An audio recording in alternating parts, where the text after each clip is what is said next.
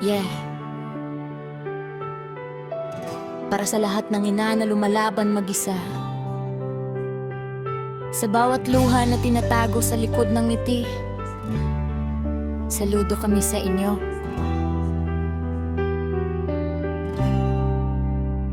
Dalagang ina, yan ang tawag nila, pero di nila alam bigat na pasan mo mag-isa. Habang ang iba puro husga at salita, ikaw naman tuloy pa rin kahit sugatan na.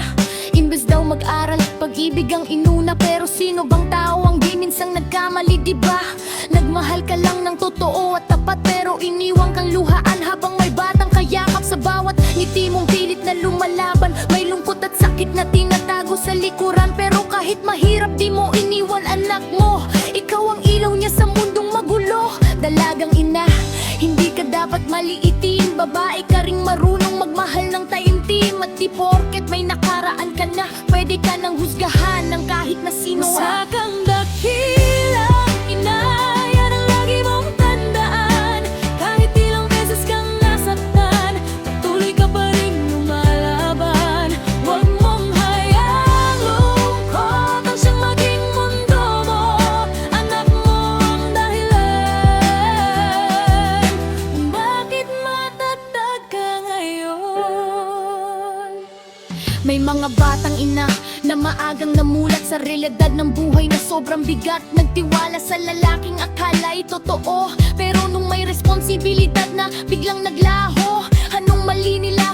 Sila lang ay umibig. Kung may mali man, baka tayo ang mapanlait. Sa halip na husgahan, bakit di hangaan? Kahit hirap sa buhay, patuloy na lumalaban. Ginagampanan parehong nanay at tatay. Makita lang anak na masaya, handang ialay. Puyat, pagod, luha, lahat tiniis. Mabigyan lang ng bukas ang anak na kapiling. At aminin man natin o hindi, maraming pamilya ang nasira dahil sa lalaki. Hindi lahat, pero madalas nangyayari. Kaya respeto sana sa mga inang nagpupuni. Sa kang dakilang ina, yan ang lagi mong tandaan.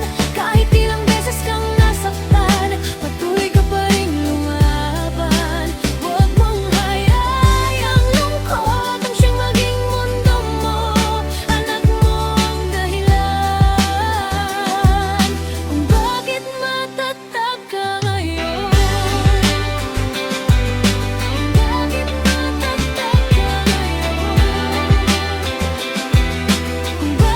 matatag ka ngayon? Bibi namang napilit ang kumapit sa dilim, para lang may maihain at may makain. Hindi man tama ang landas na tinahak, ginawa nila yun dahil sa anak.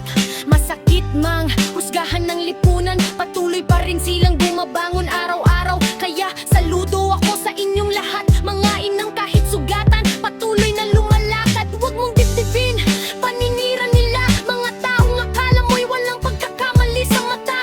Gawin mong inspirasyon ang anak mong mahal at gawing leksyon ang sugat ng nakaraan. Balang araw tatahimik din ang mapanghusga kapag nakita nilang kinaya mo mag-isa. Tandaan mo hindi sila ang bumubuhay sa'yo, kaya taas noo dahil bayani ka ng anak mo.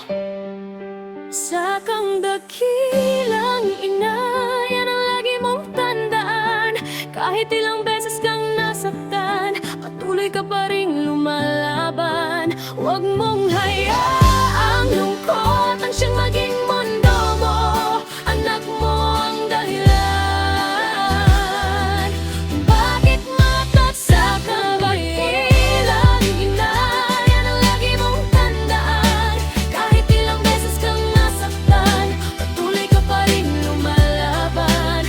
Huwag mong hayaang lungkot ang siyang maging mundo mo. Anak mo ang dahilan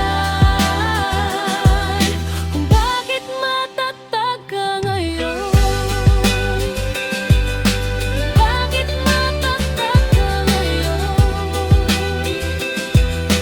Bakit matatag ka ngayon? Si Mamon, hindi ka mahina. Isa kang ina na piniling lumaban, at sa mundong mapanghusga, ikaw pa rin ang tunay na